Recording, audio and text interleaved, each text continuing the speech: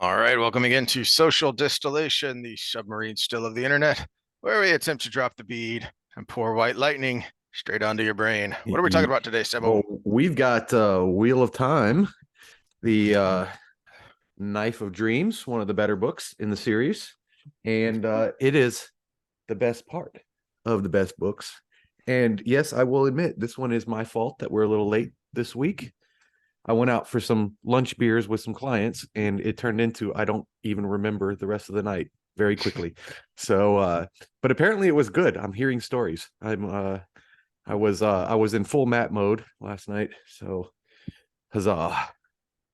Well, I'm joining you today, but that's a little sweet. I gotta figure out the ratio on that. So I try not to go uh into the adult beverage store on Saturday because then I get accosted by free samples and I end up buying more than I meant to.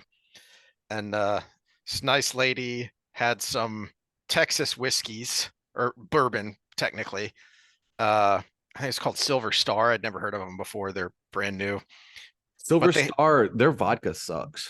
they have a honey Mm. liqueur that is nice flavor, but it's too sweet for my taste. So she cut it with their bourbon, and that was pretty good. So I got the honey liqueur, and then I got my standard proof cinnamon infused whiskey, and so I added some honey to that, but I did it 50-50, and I'm going to have to do more like one part No, to three parts or little something bit of like honey that. goes a long way. Yeah. That's why I don't Giggity. like mead. It's so Hmm. freaking sweet. Hmm. All the nerds love the mead. I don't like mead because it's Yeah. so freaking sweet and thick. But no, it was a good night. We might have to talk about this night in our dating episodes because I it is an amazing story. Because Oh dear. I sent you that picture, right? Did you get it? No, you did Check. not send me a picture, so Yeah, I don't know check. who you sent that to. No, check your phone. I just sent it just now. Oh, okay. Uh, Okay, yeah, it was. If you're out there in the dating world, there are good strategies and there are bad strategies. And this person had a very bad strategy, and I ended up going somewhere else because of her strategy. And then she got mad and left.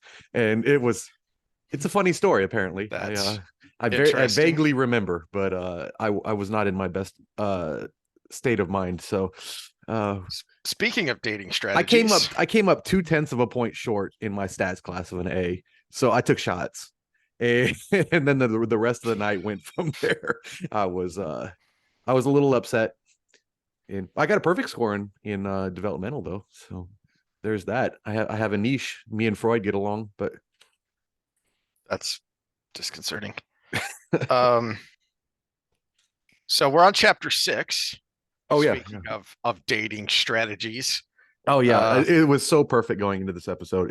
It's gonna be great. so I am when we left Matt in Crossroads, he had kind of just figured out, oh, this is like battle, just tactics, strategy, planning, keeping your opponent off balance, doing something unexpected.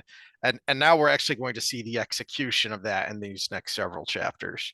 well, we gotta start with his interactions with Val and Luca though, Yeah. because Val and Luca is kind of like a caricature of a person for Mm. most of the books, especially with his interactions with Nynaeve.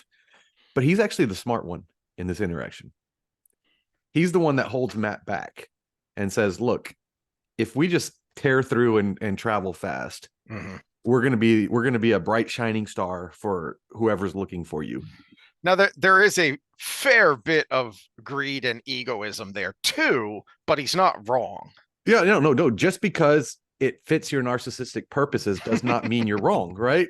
Right. It's like when they're in the same line, that's the best person to be your friend because they're going to be a hardcore ally because it suits Hmm. their needs and your needs at the same time. Yeah. Um, And he there are has a some well good turned calf, interactions here. apparently, according to Nynaeve. So you know, Yeah. Um, I love my favorite part about Luca though in these chapters is his new wife, Littell, who I can't remember what she did. she's the bear Um, trainer. oh, She's that's right, she was the bear trainer. yeah. Um, and she comes off as really harsh, and there's this very obvious um mirror that's happening here She's with basically like Matt all my Dugong guy and friends' wives when they're around me because you know Matt gives her best smile and she's like, "You're a bad influence." but exactly, you're a bad influence. Yeah, I've been called a bad influence time or two. But also I love Matt's thought process here, when not just here but when he's dealing with Luca in general, in Crossroads and in Knife of Dreams, where he's, you know, well, I'm not going to be like that. I'm not going to let that happen to me, and you are letting that happen to you. That's just what happens. Mm-hmm. That's just how it works. Yeah, but when you get the right thing in front of you, you kind of start letting things happen that just I mean, and Matt's falling into that. He's Twitter pated right now. Exactly. He is you And can I call me I've flower if you want to. That's where he's at right now. mm, Yeah. I assume we all have that friend who got, was in a long-term relationship or got married to someone, and all the friends are sitting around going, I don't get it. I don't see it. Oh, What's yeah, happening his name here? starts with This J. isn't this isn't gonna last. And yet it That does, was a because fun wedding, but it's still when you're on the baffles my outside mind. looking in, it makes Yeah. absolutely no sense whatsoever. But that person sees something. I mean, love is blind is a saying that's been around forever for a reason. Yeah, the problem though is in real life that lets the crazies in. Yes, that is the yes. Yeah, those borderline personality crazies that just take your So life and suck your soul are so for it's the yeah, same exactly. process. Yeah. For every one of those where, oh wow, it did work out and they're a great couple and they've been together forever, you have how many Saving Silvermans, Yeah, well, I've got a where, client where you need that to chain someone up in the basement to save them from themselves. yeah, I've got a client that they've had storybook marriage for I mean, what 50 years now, 40 years now. She's going into her 60s and she's like the exception to the rule because it has been storybook the whole time. And I'm like, gosh, dang it. And then I found out that she met this guy in a breakup. She was on the rebound when she met this guy. So that's the worst time. It's not supposed to work that Yeah, way. it's Yeah. the worst time. And then she was like, I wasn't sure, and and they are the exception to the rule. They are the happy storybook couple, 2.5 kids, picket fence, everything. And it's like, wow, that's actually the worst time to meet somebody, and you found your forever after. Yeah, it's not supposed to work that way. Yeah, well, and Matt's on the rebound too, if you really think about it. um oh, there was something else here too at the beginning of this chapter, and I can't, dang it. Wait, see, he buys the horse. What else does he do in this chapter? um no, but so the thought amongst most of the fan base when they read this chapter was, did he just buy a zebra? And that annoyed RJ, and he made a point to to before he died, uh correct that repeatedly. um I know horses. I'm not a horse person, but I've been around them enough to know, a little bit about them, and even I could not envision what he was talking about here. Yeah, I used to saddle break them, which is why you can't get me on a horse right now because it was a traumatic a traumatic part of my life. But yeah. Yeah. um so what it is, I'm trying to see. Once upon a time, in one of the forums, uh you someone found a really good picture of what this actually looks like, because before his death he actually said, no, Is it like a brindle? maybe. So in the uh in the exchange he calls it a piebald, which is a particular type of coloring. Mm-hmm. um uh Let me make sure you can share. Hold on. If you're trying to. There you go. okay, so here's a good picture and an explanation ish. of this guy right here.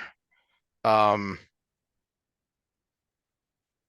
Oh, okay. So like the old Native American mhm. So kind of the horses. the Yeah. difference. So this is a nifty little thing I found here because it's explaining the difference between a painted, a pinto, skewbald, and a piebald, which is what the razor is a piebald.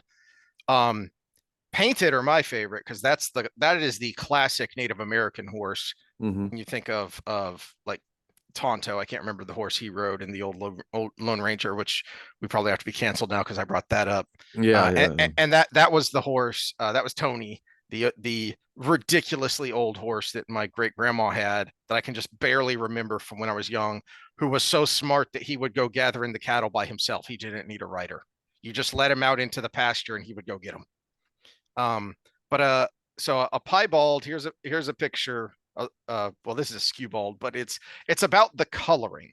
Um, and the with equine class, however, it is exclusive use to describe horses with underlying coats of black and large swatches of white fur. So, um, what you're seeing is, so this is more like a painted. Where is it? This one doesn't have a picture.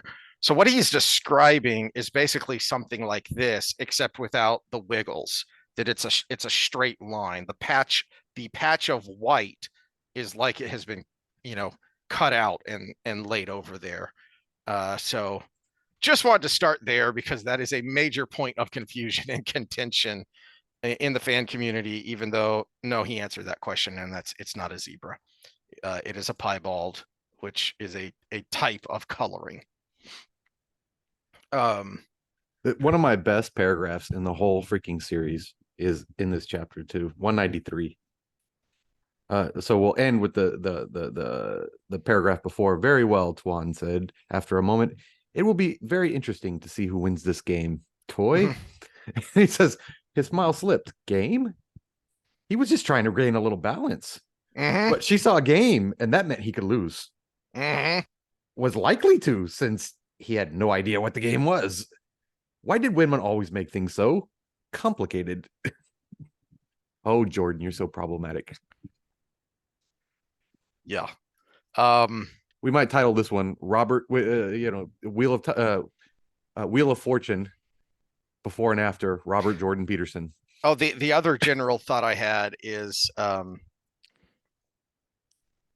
I love this scene because it's like the blacksmith scene from The Dragon Reborn that we have we've heard. We know Perrin was the apprentice blacksmith, but now we actually see it in action. We've been hearing for 11 books that Matt knows horses, that's, one of the things that didn't get shoved in there by those random memories. Damn it, that's his. And now we see it. And Jordan's got enough um, knowledge of horses and horse trading that he's able to make this scene very real. You really get sucked into the details and into the moment. So it's a right before he kind of has the rug pulled out up from under him with the passage you just read there. Matt has a moment to shine here. Of no, he does know his stuff, and he is good at this. Look at him go, and what he's able to accomplish here. Um, Yeah, right, right before your scene though, there's another interesting one that is kind of along those same lines, which is on page 190, uh, where he's thinking about the way people are looking at him sideways, because the cover story is kind of coming unraveled here. They were an oddly prim lot for the most part, even the contortionists. Um, Now, they're just that part by yeah, itself yeah. I like is that. Even the interesting. contortionists. It's like Now, why? Well, because the contortionists are putting themselves in poses that could be viewed as sensual, provocative. provocative, but also because Think Cirque du Soleil. Cirque du Soleil is exactly, not sexual at all, but it looks sexual. exactly, and the outfits they wear are not something you would wear in public, but it's a costume, and the costumes can also be very provocative, very sensual, very suggestive, even when they're not revealing, as we saw, when Nynaeve and Elaine were doing it. And so I find that interesting that, oh, these people dress scantily and they do these provocative things, therefore they must be hedonists. No, that's no, not really. And there's also something to the fact that if this is what they do in their work life, in their personal life, they're probably going to go more the other way. Yeah, you see that with doms and subs. The sub men are usually high powered attorneys and CEOs and stuff because it's like the opposite of their regular life. So just that one sentence by itself is already interesting, but then it gets better with running off with the wife of a cruel lord was romantic. Canoodling with the lady's maid was sordid. So now people are looking at him, uh, uh, are looking down on him because he has abandoned Eganon and is now trying to put the moves on the maid.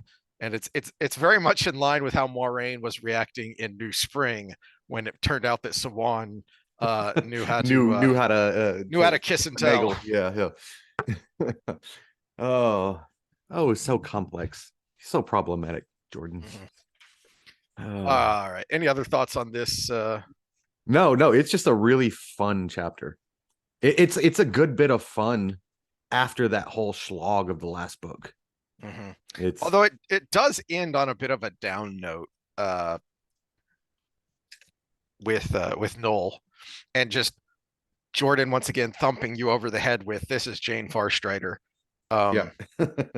With his reaction or with Tuan's reaction and then his reaction to her on page 194. Who is this man with two names? Tuan asked. Only great men are spoken of so, and you speak as if everyone should know him. He was a fool, Noel said grimly before Matt could open his mouth. He went gallivanting about the world and left a good and loving wife to die of a fever without him, there to hold her hand while she died. He let himself be made into a tool by. Abruptly, Noel's face went blank. So, and again, a clue as to what's going on with him here is that was not a voluntary reaction. The way that's written is it just bleh, a switch turned off in his mind that I can't talk about that.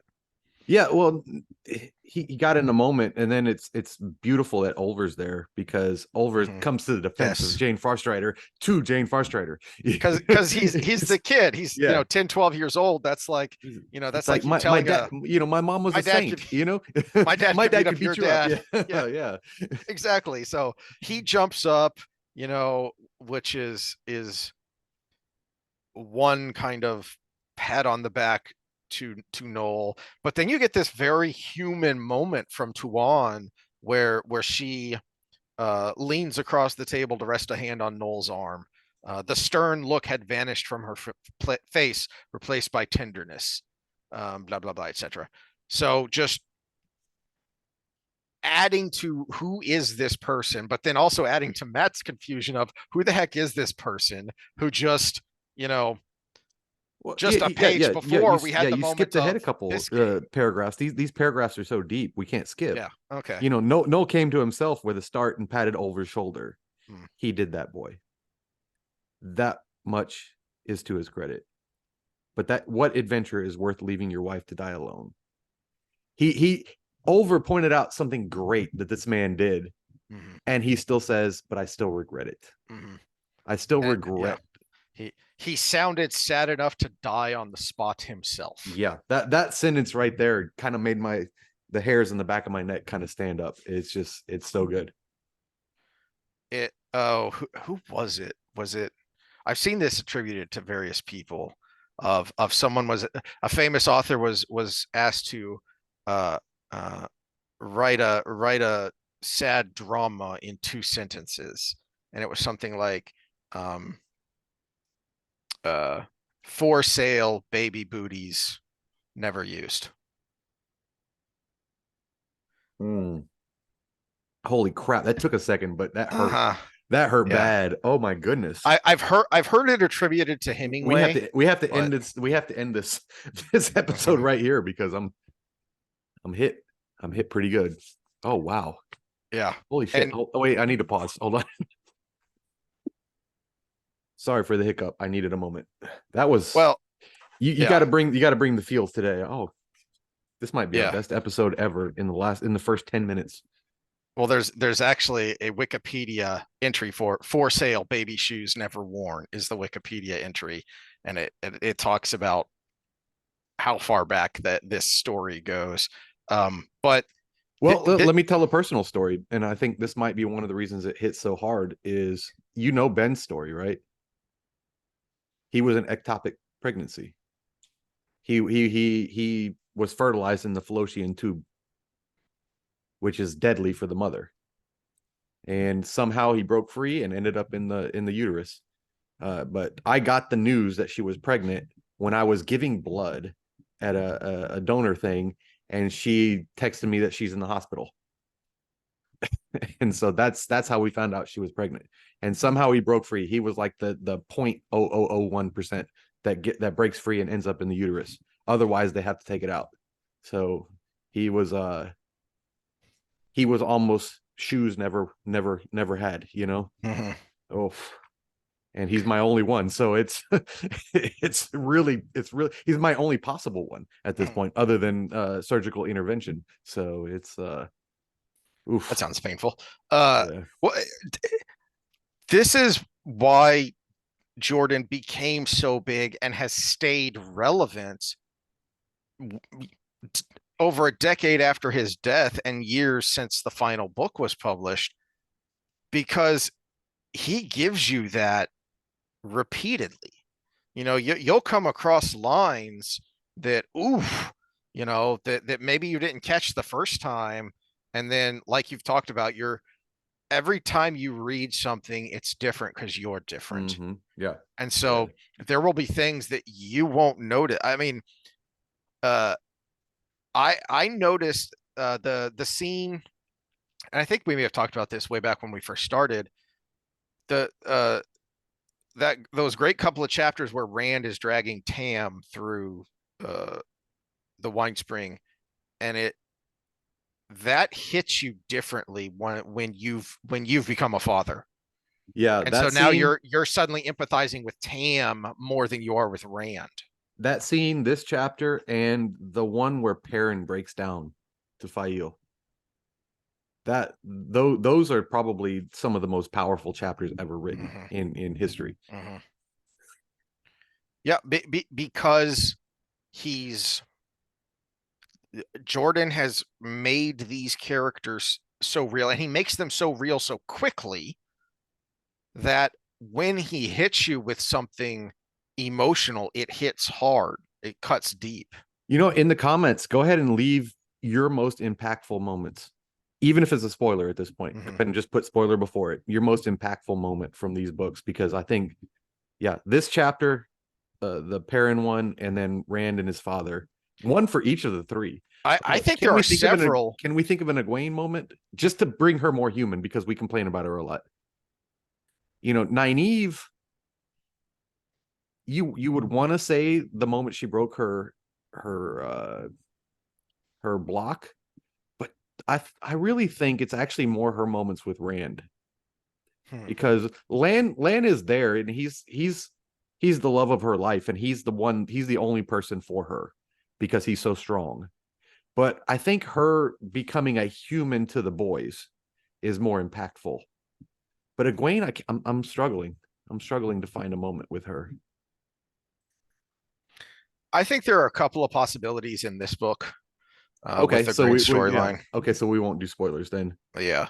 Uh, but I think there are a few. Um, I mean, one of my notes here, but there's a few hundred pages on, so I won't say what specifically, but my note on it was there are so many hell yeah moments in this book. And again, I think it's because he was trying to wrap up as much as he could because he knew the end was coming. And so you get some incredible moments for all of these characters here. Matt has a good one here at the end with his storyline. The end of this chapter, or the end of what we're No, talking the about end of today? his storyline at the Okay. end of this book. Yeah. Um, No, this is actually where I think Matt really fleshes out, mm, because you get book 3 where you get him as the human being, not just the trickster. the person who will put himself in danger for everybody else. Yeah. And then you get kind of like things that go along with that He after that. And then you get here where yeah. he's struggling with being a human being again. There's a great lesson here in writing Mm, that I hadn't really thought of with Matt, because Matt could be a terrible character yeah. because No, through a lot you of the just made me book, think. Yeah, you just made me think of another moment with Matt that hit you in the heartstrings bad when he had to kill Melindra. yes. That was one of the hardest to read Yeah. parts of the entire series right there. And that actually reinforces what I'm about to say here is from an objective standpoint, because there's a such thing as objective literary criticism, damn it. Matt could be a bad character Mm-hmm. because through a lot of the series, he's being dragged along. He If you could be everything Littell thinks he is. yes, Yeah. yes. But so if you think about movies that should have worked but didn't, um, one of the recent ones that comes to mind is Black Perfect Adam. pour, by the way. Perfect Uh, pour. Black Adam fizzled not just because the DCU is on life support and nobody cares, but also because the movie it wasn't really impactful because The Rock wasn't really the protagonist. He was just there. He wasn't He was there driving to the be the action. Rock. He was constantly Yeah. reacting to things. And there's a lot of that in Matt through the series, that he's just kind of getting dragged along seemingly.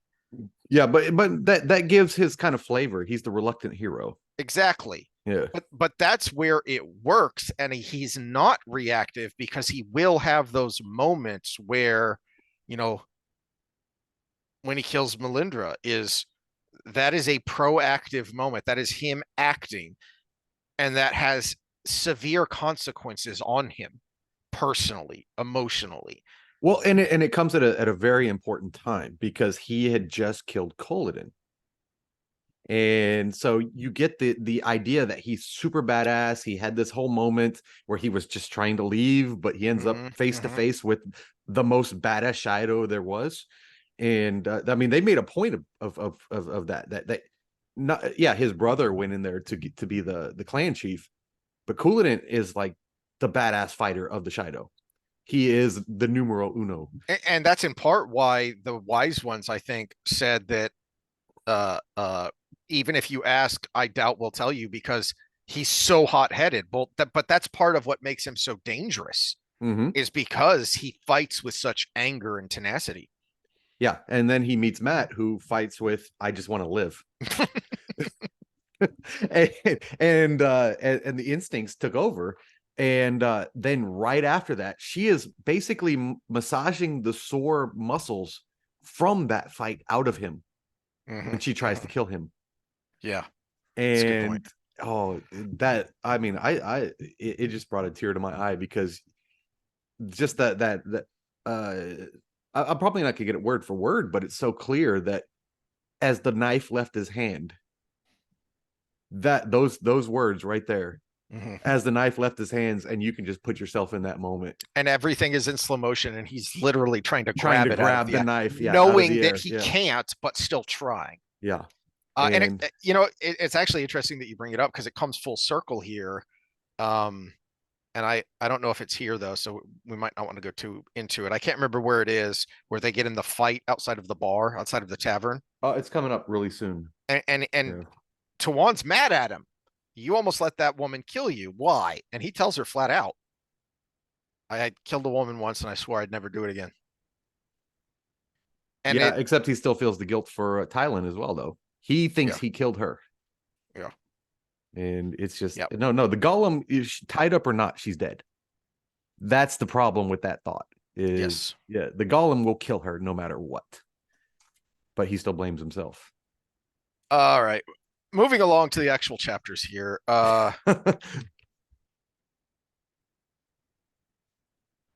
So chapter 7.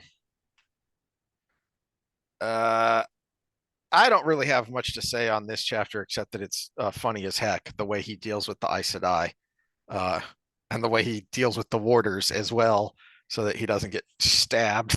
Yeah. Well, Uh, Jolene just causes so many problems. it it works though because she suffers consequences, Yeah, yeah. as opposed to some of our other complaints about other characters who act this same way but then don't suffer the consequences. Is she has been a pain in Matt's rear for a couple of books now, and now she's about to see, well, this is what happens when you do that.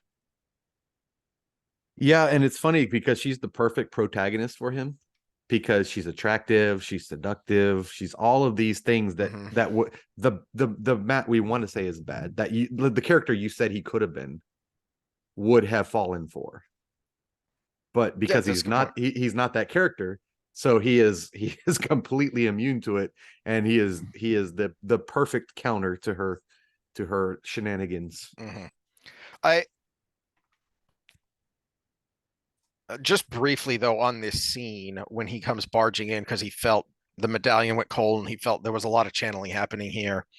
So on page 205, uh, there are multiple things I love about this, but that doesn't account for what I felt, Matt said. There was a lot of channeling going on here.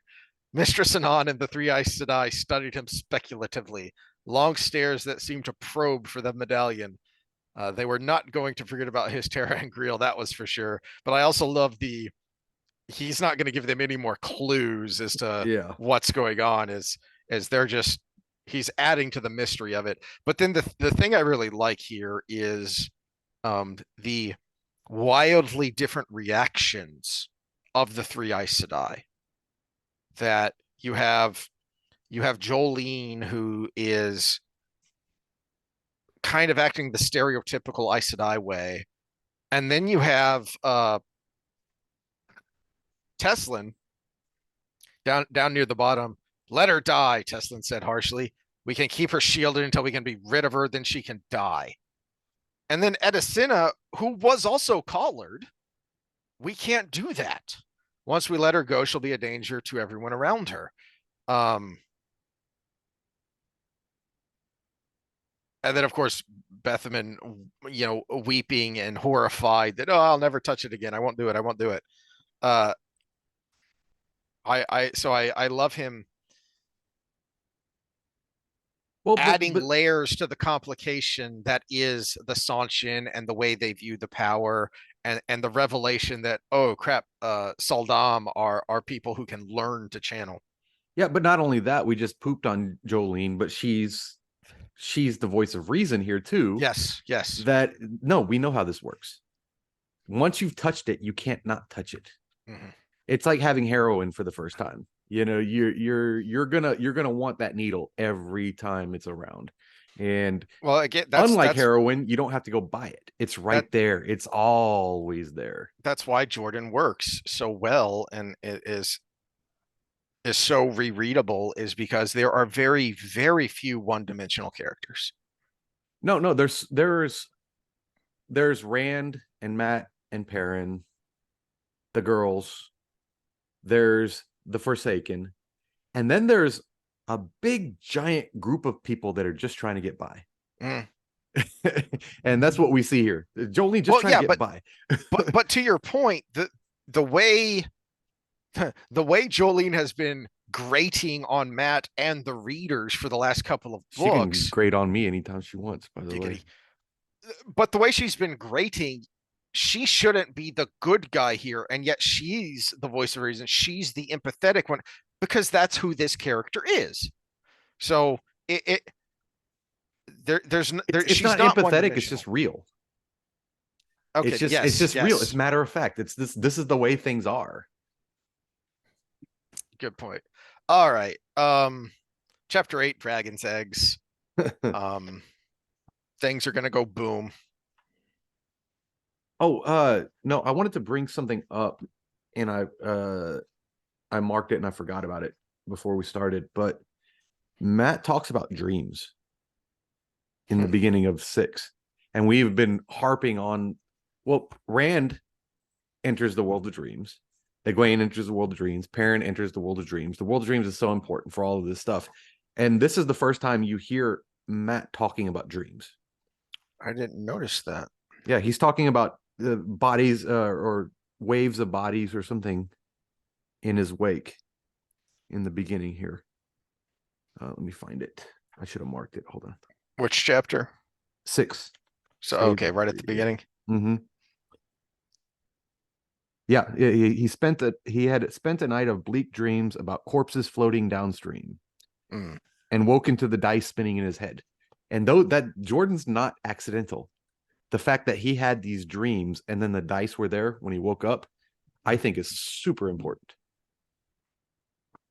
And that was page Holy crap. Does that connect to the very end? yeah, That might connect to something that happens in the last battle. The exactly. huh. Page 181 in the hard cover. Well, Second chapter, second paragraph. yeah, don't want to go into it for anyone who hasn't read it yet, but that Let me write it down for that's a connection I spoilers. hadn't thought of. Yeah, it just popped Um, out at me this time, and this is the great thing about rereads is I never noticed that before either. because I was always just assuming it was what's her face, Seda, whichever one it was that he had to shoot. Um, did it the obvious Yes, Rena. the Yeah. obvious direct connection there is her because they shot her in the back. She fell down into the water No, as she was it trying to get says away. waves of bodies in But this. In this you're yeah, right. You're right. Yeah, I hadn't really noticed that before. yeah. I Um, had a note for myself. I wish I would have brought it up earlier, but yeah, um, all right. And speaking of waves of bodies, and then we get to the Bell founder and the dragon's eggs thing and the things that some of us dorks figured out a long time ago.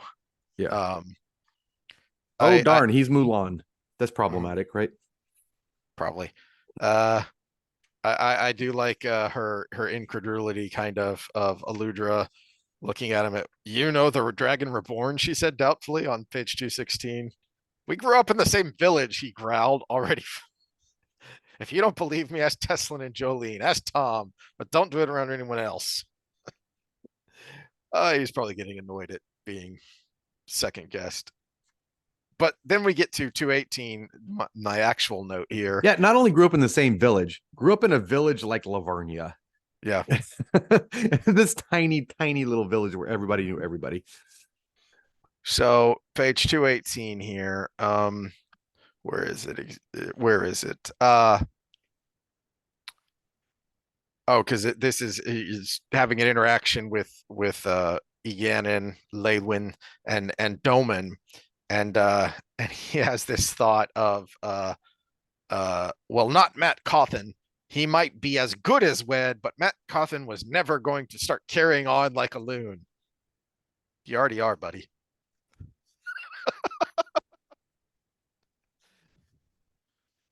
What have you been doing these past days or weeks? I don't know exactly how much time has passed here, but you already are, man. I hate to break it to you. Yeah. EEA, phosphoethylamine, is the chemical that makes you stupid. By the way, I have the wrong book up. I should have put the post romantic.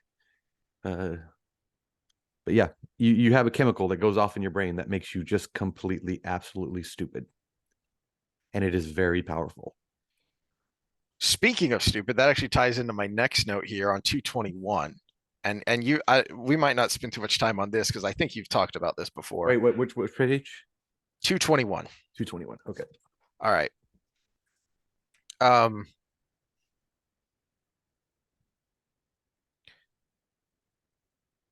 all right. So moving into the tent made the townsfolk eye him very oddly, and small wonder. First, he had been running off with Eganin, Leylwyn, if she insisted on it, and Doman supposedly was her servant. But now she was married to Doman, and Matt was out of the wagon entirely. Some of the show folks seemed to think it no more than he deserved for trailing after Tuan, yet a surprising number offered him sympathy. Several men commiserated over the fickleness of women. At least they did when there were no women around. Yes. And some of the Mate unmarried swapping, women, by the way, that's the technical term. Mate swapping. some of the unmarried women, contortionists and acrobats and seamstresses, began eyeing him much too warmly. he might have enjoyed that if it had not been so willing to give him smoky looks right in front of Tawan. The first time that happened, he was so startled that his eyes nearly popped. Tuan seemed to find it amusing, of all things. She seemed to, but only a fool thought he knew what was in a woman's head just because she had a smile on her face. No, this is actually part of the cross-sex mind reading here. Women are more attracted to men that other women are attracted to. That was So exactly my thought. And yeah, and again, not knowing if Jordan knew this technically or just intuitively, but yeah, the more prim and proper ones are going to think this is scandalous. But he ran off with Iganin, and now Tuwan he's chasing after Tuwan, but Tuwan also seems receptive to it. So Matt is uh wanted by at least two women. Therefore, he is going to be more desirable to the other women as well, because hey, there's something about him. He's it's desirable. Look at that. okay. Look at someone like Pete Davidson. That guy is freaking ugly. He's And funny. obnoxious. He's ugly and he's obnoxious. He's a little bit funny. He's got a good sense of humor. And according to Kim Kardashian, he's not packing at all. So, but because he was with Kim Kardashian, he has a string of women. What was his latest one? The model, I don't remember. Ratchkowski or whatever, one of the I hottest models ever. I try and ignore it. Yeah, but it's just, yeah, it's we. I think even people are calling the Pete Davidson effect. For you show up with a hot woman, other women want you. The best thing you can have as a wingman is not the guy that will take anything. It's the girl who will look like your piece until the time matters. And that's, if you have a hot best friend, that's the best thing you can take into a bar, is the hot best friend. And this is the effect we have going on here. And Jordan was right on it. I mean, this is a real phenomenon.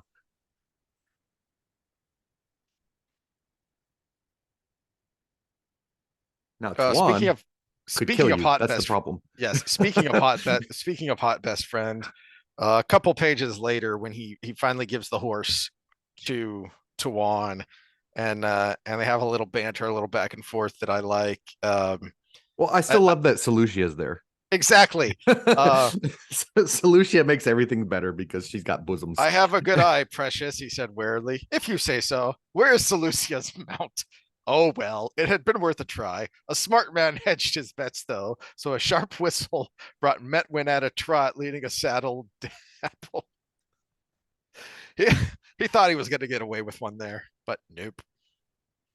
But I, again, Yeah, but the way Steeds Shanshan do culture is, double duty. Yeah. having a voice that's like amazingly hot is probably a good thing for the husband, because they're pretty loose with who you can do things with.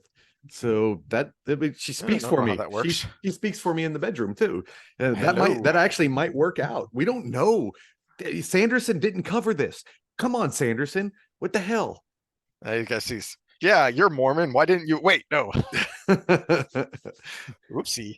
Um, Because we do get the idea that it's all political for her. mhm.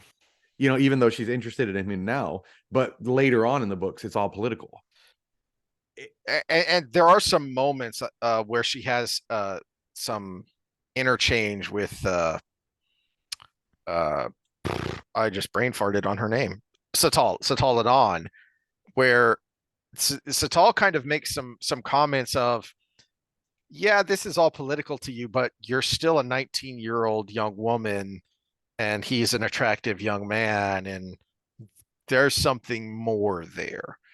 Uh, but she's so steeped in politics, whether consciously or unconsciously, there's going to be a wall there, but between emotion and practicality. Which is where Um, Solutia comes in. And it's no surprise that her name is so close to fellatio. It's anyway, back to the scene. I I'm the color commentator here. He's the play-by-play. We're one of the many great things about this scene is Jordan showed us that Matt does know what he's talking about. All this talk about how he knows horses. We kind of knew it way back when we saw Oliver racing and saw saw Pips racing, that, oh yeah, he really knows what he's doing here. Well, we It's saw not that just back in talk. book 4. He was talking about Pips because in that when he got Pips, I because think so. he got Pips coming out of Tyr. That That was the thing because that's the Terrans were known for their horses. that's right. And you get it from Yeah. Rand's perspective, and Rand has a thought of, knowing Matt the way he did, that horse can probably do a lot more than it looks. Yeah, exactly. Yeah, you're right. That is when we first met Pips. Um, so he showed us Pips and earlier Bella with should get married. yep, That's the best romance that we of the whole series right that will there. create the ultimate super horse. That is a spinoff. We're gonna make the spinoff to the Wheel of Time, and it's gonna be Pips and Bella getting married. Um, now And Matt now and Swan arguing the whole time. now he's showing Tawan that he does know, he's not just a toy. But she's still being guarded, of, I'm not going to, because Matt has a thought, where is it? Uh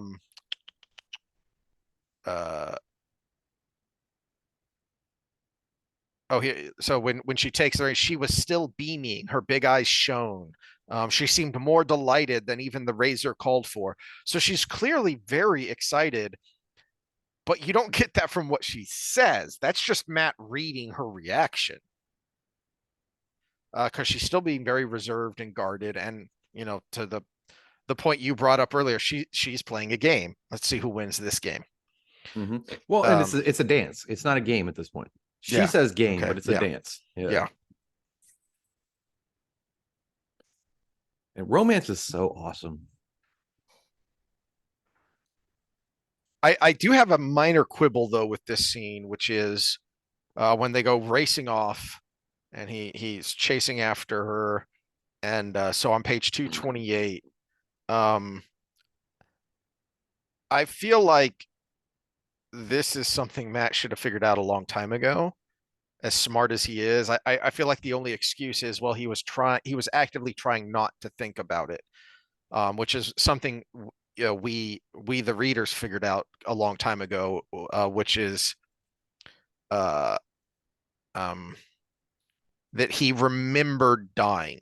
He thinks again Mm-hmm. about how I hate to remember dying, and it suddenly dawns on him he remembered dying, which means somehow the elfin and or eelfin create a connection to someone that persists even after they leave, Yeah, because how else would he have the memory of someone who died? exactly. Yeah, because we get from Jordan himself that these are people that visited the Mm-hmm. doorways, and the elfin took their memories, but you can't have the memory of someone who died. And And so you have to have part yes, of their soul and is the we thing. first see, I think the first time we see a memory from someone who died was back in book 5. Yeah, and he says something about laying in the river or something. Was it Manatharin? Yes, no, you're right, it Yeah, was yeah. So he's it, laying in the yeah. river and Trollocs had killed him. And it's Yeah, because you know it's that would a be song that Asmodina is singing. yeah, that would be well, because everybody talks about near death experiences. Well, imagine having died many, many, many, many times. I know from personal experience that it's just being close to it has changed a person. And he's basically been run through with these emotional consequences of near death experiences because he actually was someone who died. And he knows that that's why he avoids combat like the plague. That's why I Mm, hate how mm, Sanderson did it, mm. because he avoids combat like the plague because he knows what it's like to die. Oh, that's a great point. That is actually, I don't have it pulled up anymore, so I just go look at that, the wiki entry that I showed last time that has all of those interviews and Q&As with Jordan, and just start at the first one back in 1991, and he makes the point of, because the interviewer asked him, you know, how did your combat service in Vietnam affect how you write? And he said something to the effect, I'm paraphrasing, that I think it makes it more real from the warrior's perspective of how people who have actually been in combat, Mhm. how they view it. Yeah, because Rand is young, dumb, and full of cum.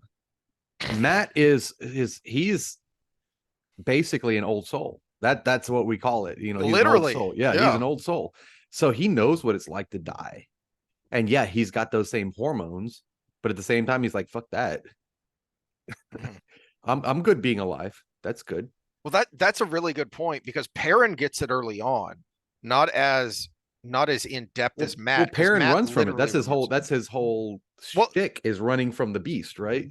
And Well, no, but as far as leadership in battle goes, because his his baptism of fire early on happens in a very personal way where he has a near death experience when he gets shot with the arrow when they're trying to ambush the Trollocs and they get ambushed. But then on top of that, he has to see the dismembered bodies of these people who were his boyhood friends. Yeah, yeah, friends. yeah, yeah. And that's the thing Rand about never Perrin. really gets that. Yeah, Perrin is very connected to the people that he puts in danger. Matt is not, but Matt is very connected to the fact that he doesn't want to be in danger. Exactly. And So it's very Rand never gets personal that. for Yeah. Matt. Rand It's has also very been on the meta personal for level Perrin in a forever, different way. Yeah. except for the females. That's Mhm. Rand's connection, is Mhm. when a woman dies. That's where he's brought down to earth Yeah. because he keeps repeating the names in his head. Well, and it. I don't know if we've talked about this, but I don't know why it just kind of suddenly dawned on me. It makes perfect sense because he grew up without a mother. He could just he says at one point he can just barely vaguely remember her face. Yeah, he remembers her sweet face, I think is what the Mhm. quote. Yeah. Uh but yeah, but it's also part of this whole group of guys. It's sorry, problematic Jordan, that guys are chivalrous, Mhm. and they're going to put themselves in danger for the women. We Mhm. talked about Matt and Melindra earlier. Perrin and Fail is another manifestation of that. And I think the disconnect for us is she's still alive. So the fact that he's going out of his way to be a simp for her while she's still alive is different than Matt and Melindra, and is different than Rand and all his girls. So Mhm. it's really tough. And Roland's a good dude. Yeah. Poor Roland. Yeah. All right. I love the interaction when the Tinkers catch up with them, but I don't really have much to say about it except it just adds to the awesomeness of this little store, this section. Do you have any thoughts on it before we get to the next Matt chapter here? No, except that in my head, Alundra is amazingly beautiful, by the way. The The Illuminator. the Illuminator, yeah. Yeah. Um, Doman becomes a simp though, realistically. that's well, I wouldn't call him a simp. Um, but he is even after their position changes, he's still acting like he's her servant, her whatever it was that she bought him. Her When voice. her yeah, I don't think it was voice, it was something else. But Davokal? Dakoval or whatever it Yeah. was, the he's still acting like he's a high-ranking slave when he there are times where he acts like Captain Doman. Um, but not enough, I feel. Um, Speaking of chapter 9, that's where we start is with them and and again in rather um incredulous of I was right, you do think you can marry her. Never you mind what I think you can, and will you tell me what you know of her? Um and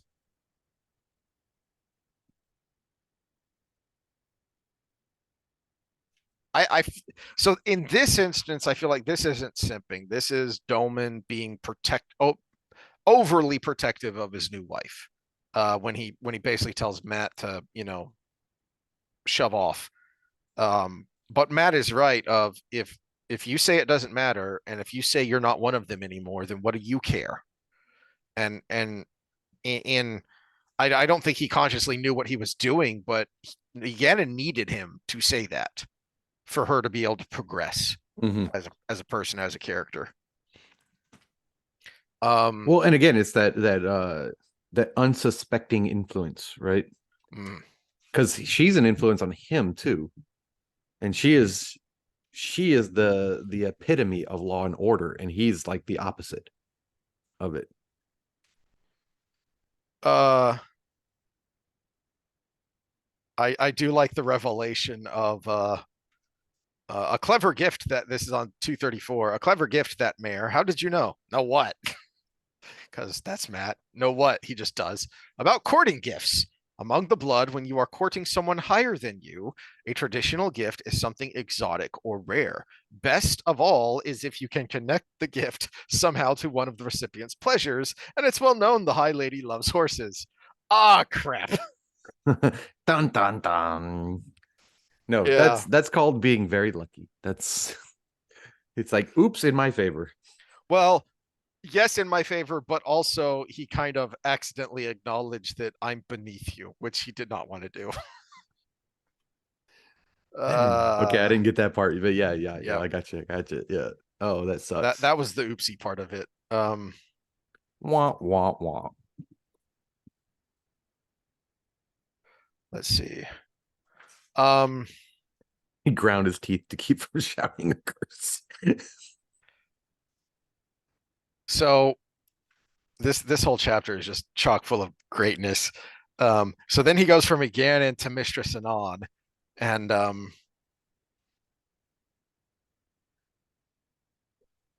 let's see, where is it? Um,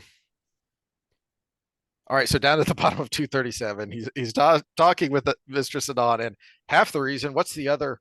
He grunted as though he had been punched in the stomach. Tuan, you think I can't be trusted with Tuan? Mistress Anon laughed at him, a fine, rich laugh. You are a rogue, my lord. Now, some rogues make fine husbands once they've been tamed a little around the edges. My Jasper was a rogue when I met him. But you still think you can nibble a pastry here, nibble a pastry there, then dance off to the next. There's no dancing away from this one, Matt said, frowning up at the wagon door. The dice clicked away in his head. Not for me. Like that, is it? She murmured. Oh, you've chosen a fine one to break your heart. That's as may be, Mistress Anand, but I have my reasons. Um, blah blah blah blah. And again, just Jordan piling on the revelations, and then out of nowhere, in what was already a great scene, we get Matt revealing what we've kind of come to suspect, which was you used to be Aes Sedai. And the actual Aes Sedai can't see it because as Satal Anan says, they don't want to see it. There are certain things that are too harsh. You just won't let yourself see that. Yeah, but that's important though, because one of the things we have to know about Matt is he is the best reader of people in this whole Mm-hmm. series. Mm-hmm. Yeah, and so then he basically, with that, he enlists Satalan as his ally to help him with this little project of his. Um, Yeah, but and she argues against him in the beginning of that, but I think she's 100% for it. And realistically, when you're talking about when you're getting into a group of girls, the person that fights you the most in the beginning is the one that will help you the most once you win them over. I think there's a big tell in there when she compared Matt to her own husband. You know, that's a big deal. That, I mean, you just compared him to the guy that you thought was so great that you married him, had children, and I think they have But like grandchildren like now. like 10 kids, right? Something like Yeah. that. It They was it they was a they have lot. a lot of kids, and I think they Yeah. have grandkids now. Yeah. So that's a that's a huge vote of confidence for her.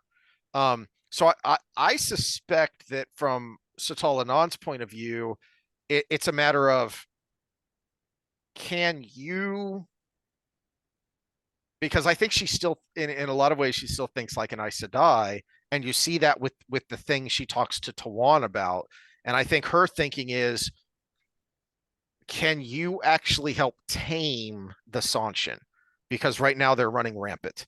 And if you are strong enough and important enough to uh to rein her in, then you're a good match for her, and I'll help you. Anyway, Sorry all for right, the hiccup. All right, we're good. little hiccup there. The beer has been emptied and then refilled. So, all right, so the second half of this chapter here, um,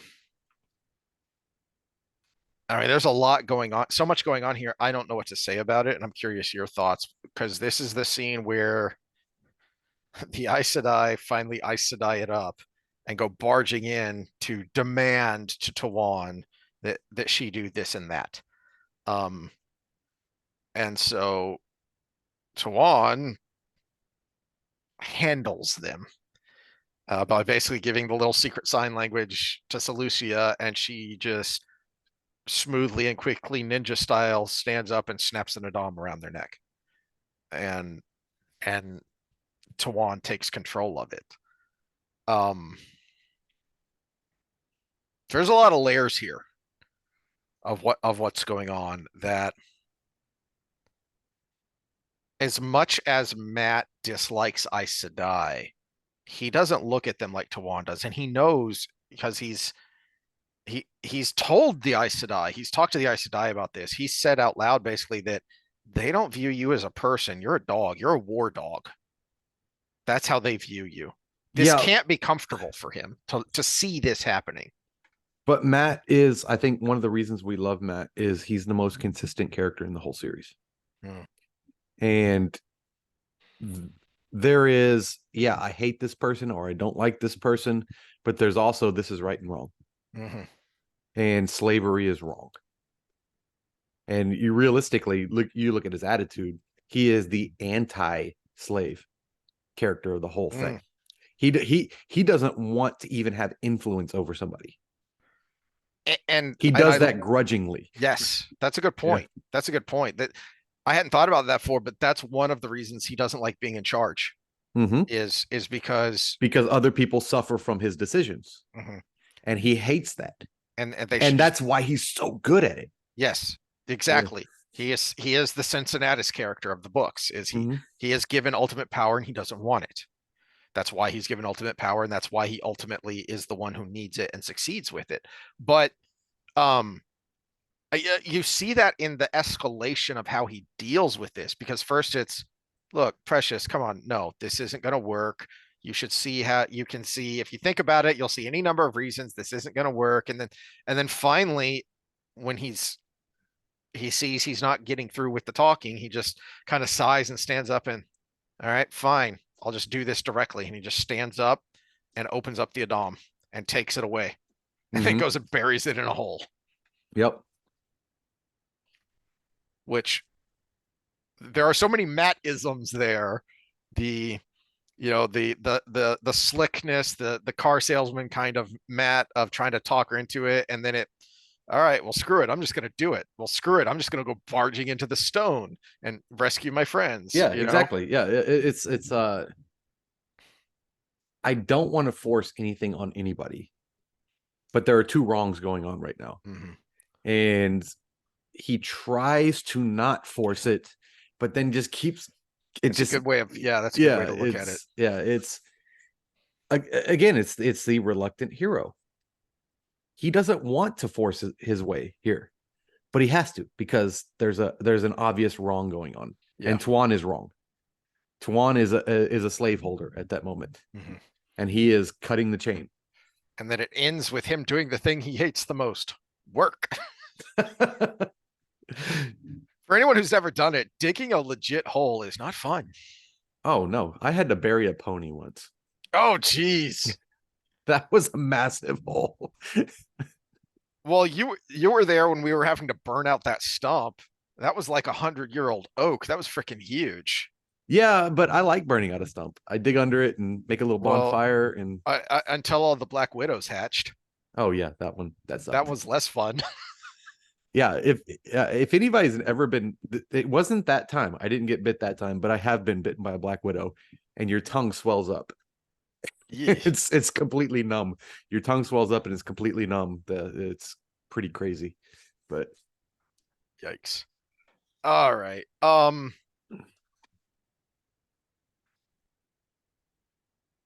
the village of Let's see. Shiota. What the hell? Oh, this is where they start. See, this is the part that I think Jordan kind of got a little over his skis a little bit Hmm. with Well, the dead people. I was actually going to say put a pin in this because there's something that happens either in the next book or the book after that I feel really flagellates the dead equine. Um, because this is, and we started to see this more and more in this book of, uh, or actually no, last book wasn't it? Yeah, where they went to where Perrin went to the Mm-hmm. town to buy stuff. So the point is the pattern is unraveling, which means reality itself is unraveling. Time and space is being warped. So the dead, because they're not really the dead, I think is the implication here. It's No, they're that souls. that Yeah. two different times are merging. That the now and the 1,000 years ago are happening at the same time at this place. Um, But I don't but mind. no, Yeah. here's the curious thing. Notice the header though. Oh yeah. It's the Yeah. snakes and foxes. Uh-huh. Yeah.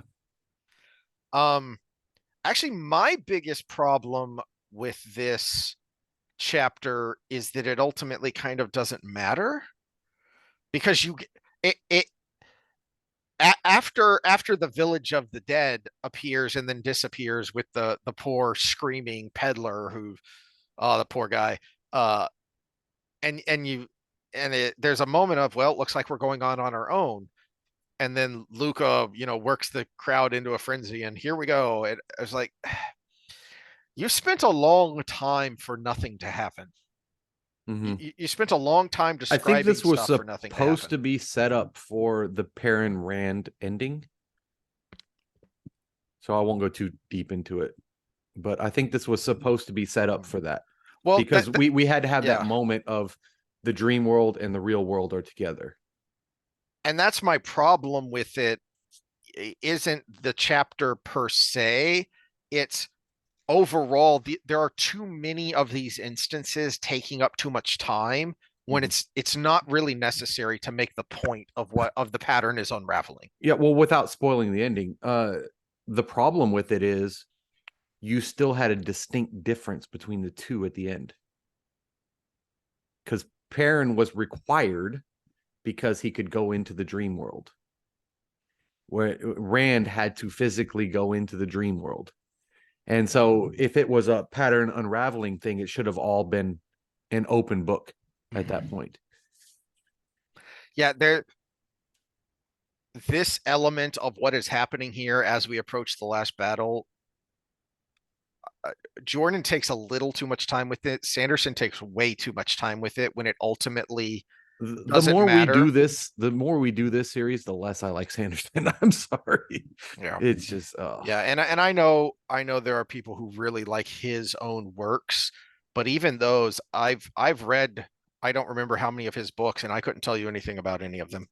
yeah, I really wanted to see the end so bad the first time I finished it with his writing that I liked it, but the more we review it, the Hmm. less I like it.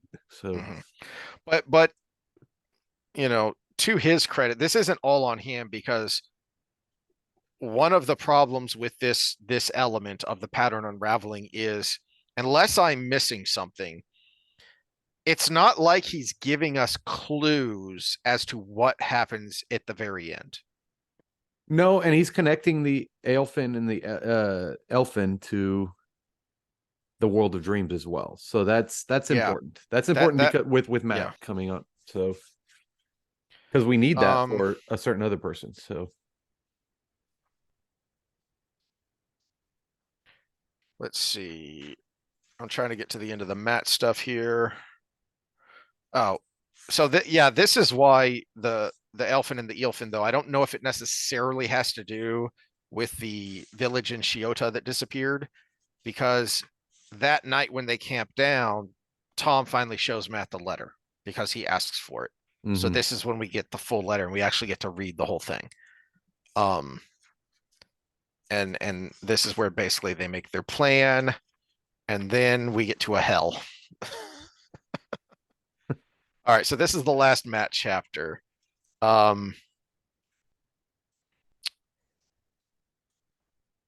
I assumed you would have more to say about this chapter than I do.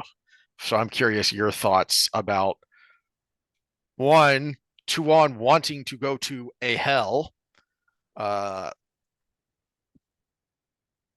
which I'm curious if this is something, this is actually something from this kind of era, this setting, that is some obscure thing that Jordan found out, or if this is like inspired. We've mentioned, for those youngins who don't know, what a hellscape New York City used to be in the 70s and through like the mid 80s. And there was an area, for anyone who likes Daredevil, one of the best Oh, Marvel Daredevil is shows, my favorite. Hell's Kitchen. Yeah, They, yeah. they they called this particularly nasty area Hell's Kitchen. And so that's kind of what I think of when she says I want to go to a hell, is Well, that I that think of the really red light nasty area. district, you know. Mm. And I remember my first time in Amsterdam was I was just engaged to my wife now, and we got to. I was thinking of Las Vegas hookers with their black teeth, you know, and we got to the freaking red light district, and I'm like, these are models. You got any euros, babe? This is like really freaking awesome. So I don't know what the hell is they're describing here, but I think it's violence more than red light, because I mean, he kind of describes it as the, and when he's telling her the yeah, rules but is, the girl smiles at him and he refuses to smile back because she's there, and she's like, "You can smile back. It's okay." I think that's just, yeah, that's just Matt being Matt, kind of what we saw earlier with the seamstresses and acrobats and people who are giving him a second look now. I think that's just more of that. Now I'm remembering Amsterdam. Damn, Prague was Um, better though. Prague was amazing. I'd love to go to Prague. It's a cool Prague, old the city. nightlife in Prague is freaking amazing. Um, Now I'm distracted. Where are we at? I have all luck right. sometimes, Matt said cautiously. Yep. Yeah. Oh, that's right. She encourages him to play dice. I forgot And about and that. and he Yeah. plays and he loses the last hand, and she says, I guess you're not always lucky, and he says something to the effect of, I think that was the luckiest toss I made all night. And which, again, Jordan isn't making Tuan dumb to make Matt look better. He's just showing that she has some blind spots, as one would expect. And so, she clearly is going to pick up on these cues if they're back in Ibudar in the palace, and there's all this shady business going on under the table. But she has a blind spot here and she doesn't get it, but Matt does. Matt picks up on all of this pretty much immediately. Uh, like noticing for just a moment that this merchant, who seems like she's completely sloshed, isn't as drunk as she appears to be. Um, I actually had a thought there, and I'm wondering, because I think it ties to Noel when his face went blank when he was talking. I think her face did that because I think she's a dark friend, and she's got issues programming in her brain. Who, Tuan? No, this merchant Oh, okay. Yeah. who yeah, who shows up with the group trying to stab him. Um, the merchant who suddenly looks not quite so drunk when he looks at Matt, and I think that's the dark friend programming going target, because they've been shown Matt and Perrin and told to take him out. Yeah, yeah, because we got the in the prologue where all the Forsaken are finally shown, which this is one of the hiccups here. How did they not know from the book 2, Boars, the assembly of all that, because he showed the pictures of all of them Mhm. during that time. How did the other Forsaken not know? Because they acted surprised when they got the descriptions. That's a good point. I know they weren't all out, but their dark friend connection should have been able to. What I read that as part of the I read that as the surprise was, oh wait, we can finally kill these people now because somebody says, I don't No, remember no, no. who. Somebody says, "Oh, it would have been nice if you gave us their descriptions." Okay, I thought it was Yeah, I'd read that as it would have been nice if you told us, a week ago that we could kill them because I could have done it. yeah. No, no. I gathered from it that they didn't know who these people were. Well, it's And my first possible. thought was, oh, well, Boars did. It's it Who's Now that dead? I say it Paul out Bowles is loud, dead. it actually But yeah, does make sense because the person who says that is Simmerhosh. yeah, So it's possible she didn't know because she's been on the other side of the world. yeah. And when she is also one of the last to come out, that's why Yeah. she's so preserved. So Like, it's remember, Agenor and Bethamel were yes, were yes. leather faced because they were right on the edge. So it's possible that Simmerhosh didn't know what they look like because she's been on the other side of the world. Yeah, but she has connections. She should have known. True. Yeah. Same with Masana. Masana should have known because all the people she deals with in the White Tower should have seen Matt Mhm. and should have known who Matt was.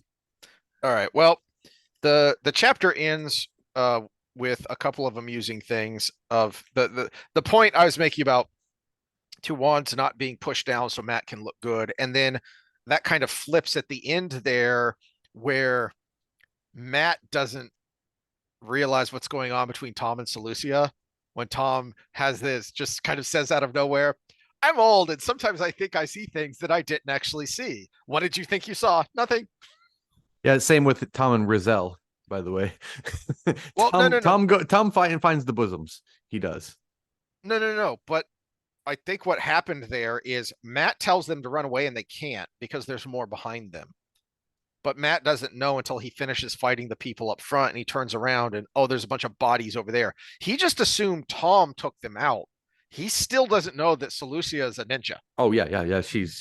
Yeah. So that's She's got that's what daggers Tom under her is bosoms. that's Yeah, what Tom yeah. is saying is Tom is savvy enough to know that, oh, you're a secret bodyguard, so you don't want anyone knowing who you really are. So this is me telling you I didn't see anything. It's fine. We're cool. Yeah. And that ends Matt. And now we have to go back to Perrin next We have to go time. back to the But slog. but Yeah. we had a nice fun chunk of Matt here.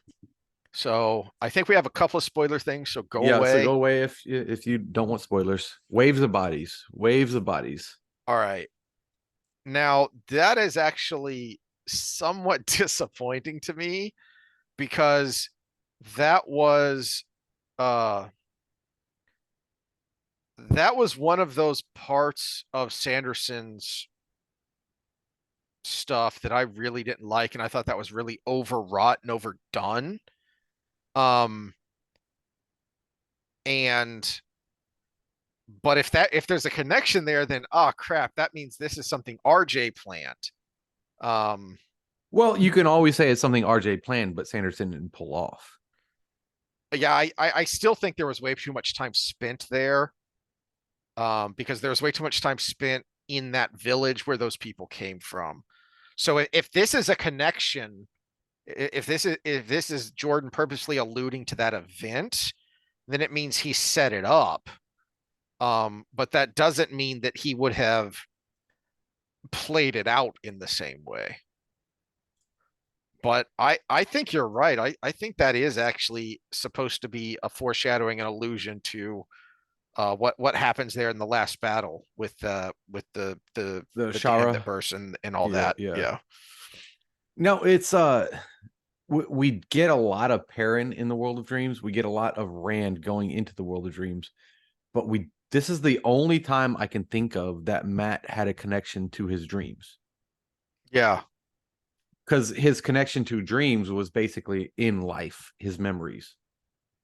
Mhm. And you can't you gotta have something in between.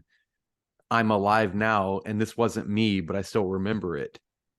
But now I'm having dreams about this.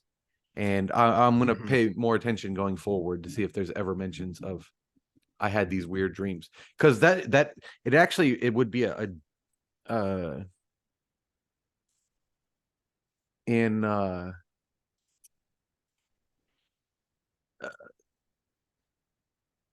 trying to think of the right word. It would be in it would be genius in writing to him never actually having Matt say I dreamt this, because Matt is always in denial. Hmm. So if he just said, "Oh, I had these weird dreams," and they happen to be something prophetic, that's different than Perrin saying, "Oh, I dreamed this and I dreamed this, and over the landscape I saw this," and Egwene going into the world of dreams and seeing these things. Where Matt is constantly in denial. He's like, "I'm disturbed by this," but it's no big deal. Yeah. Yeah, Did we have any other spoilery things that we took note of? I that's know all that I was the wrote main down. one. Yeah, that's Okay, all I that wrote yeah, down. Yeah. that was the main one. Um, that is a big-ish one for the simple fact that uh I I knew I was gonna rant about it when we get there because that section takes like two full chapters out of Matt's storyline when they go into that village where that weirdness is happening.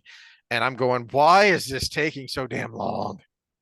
It's two full chapters that we could have had spent on Matt and uh, reunion. That was like half a page, and This and is and, this is true. Yeah. and so it's a thing that Sanderson does that's part of his style, where he's got a bit of M. Night Shyamalan to him, Mm-hmm. where Yeah, he he always likes. wants to have that what a twist kind of thing. Exactly. He Yeah, he yeah. likes to have these little things that are like this tiny little nugget, somewhere buried in the story that turns out to be really important at the end. Um, and I think this is one of those things of, oh, look at this thing, and oh, this was supposed to just be the pattern is unraveling, but now it turns out to be a big thing, but it really fizzles and falls flat for me. Speaking of fizzling and falling flat, uh, comments from last time. Oh shit, I didn't look at Um, that. I don't know if this is fact, but I've heard that Daryl Sweet was given about half a page to inspire his covers. Uh, I had heard and read in the past that the person who did the covers knew nothing about the series. So, and I don't know. I haven't. It's been a while since I've looked at the artists, so I don't remember if it's the same guy through the whole series. But It there's would be weird if it is, because there's so much it variance. Yeah. yeah, and not just in quality as far as fan service goes, but just as far as just style. Just they seem like different style to me. Um, if you want to see some good art, it wasn't a very good game system, but Wizards of the Coast released a Wheel of Time tabletop game, and that book actually has some really good art in it. That book, the people who did that art were fans, I'm sure, because they they they put out some art that you could look at and go, oh yeah, that's this thing here. And I have also mentioned before the graphic novels of New Spring are also very good art. That is done very well. Um, Last one, Gallad and Gawain are confusing. It's almost as if at some point in the story they switch characters. It's very difficult to examine Gawain levelly at this point in the books without being completely colored by his total douchiness later, which, uh, Douchey is the wrong word. He's a simp. He's a simp. yeah, it's a little. Douchey is the opposite of simp. It's not impossible. I find it easier to separate because as we've just been ranting here, it's a little easier to separate the Jordan books from the Sanderson books, where he really face plants for me is in the last couple of books, where he's just worthless. And it's Yeah, like, well, why are you even here? The problem is, I think Gallad started with a flawed character who overcame it. And Gawain started with a perfect character who became stupid. Mm-hmm. But And yes, yeah. but that's where I would disagree with the first part there, Scott, is because I think as we talked about last time, the elements of the Gallad we see in the prologue, they were already there, but you had to surmise because we hadn't gotten a point of view from him before. Everything we'd gotten had him when we had seen him before, it had mostly been from Elaine's perspective or from one of the other girls, and Elaine was right there talking about how much she hated Gallad. Well, we have this now though with the parents log. Okay, so one of the strengths of Jordan was taking a flawed character and having them overcome the flaws. One of his weaknesses, I will think, in the series is having a character that develops weaknesses. Mm. And so we see Perrin, he's going down this rabbit hole of obsession over Fail when he should be, eye on the prize, right? And we get that with Gawain. He has this, he was kind of a really cool dude that we liked because of his interactions with Rand right in the beginning. And then, even cooler when, yeah, you know what? Swan probably should have won that if the world was at stake, but he was doing the best he could and he killed Hammer. So we have this guy that is fleshed out as a good, he's trying to do the best he can, and then he just goes down this road of obsession. Same thing with Perrin. That's why we hate the parents log, because he goes down a road of obsession. When Gallad, he was an obsessive road that grew up. And we got kind of get the opposite of that. And Jordan was so good at writing redemption, but he was kind of bad at writing downturn. Fall. Yeah, the fall. Yeah. That's a good point. I hadn't really thought of it before, but as I think about it, yeah, the characters we love the most are are those redemptive arcs. Yeah, Nynaeve especially is a great Egwene. example. We harp on Egwene all the time. You defend her more. Me and Scott hate her, but she started high and she ends low. No, And yeah, I was just thinking about Egwene as an example because and she Nynaeve starts does low and she ends high. she does have a fall, Yeah. in a sense after she becomes Amarillan, and she's developing all these negative traits, having to deal with all this crap, that casts her in a negative She light. becomes cynical. But She gets to power by optimism, but she exactly. becomes cynical. Yeah. But that if that fall isn't as well developed as the rise of, say, Nynaeve is, or even I think the rise of what we see of Egwene in this book, which is, so if you look at Egwene's total arc, it should be kind of a rise, a fall, and then a redemption here in the last couple of books. But because the fall isn't done as well as it could have been, the rise in this book isn't as triumphant. Yeah, well, I mean, the writers of the new Star Wars movies could have gone by Jordan's pattern for Darth Vader, because you have the rise, fall, redemption. And that's why Darth Vader was so cool. And Rand could have been that guy. And they threw Luke Skywalker off the ledge there, but it's Yeah, well, he was because he was a strong male, so female that's characters problematic. and all Yeah, that. Yeah. yeah. Yeah. The story was written. The story was already fucking written. And Matt is Han Solo. Yep. All right. Well, we will try and make the slog less sloggy next time when we get to Perrin. There are some highlights. There are some interesting points Yeah, in these Roland's next cool. few chapters. I just canceled us for saying yes, that, but and because we haven't been canceled enough, we'll talk about Roland so that we can get canceled some more. All right. Fail's probably hot. Probably. Probably. All right. Karen See loves y'all it. then. Later.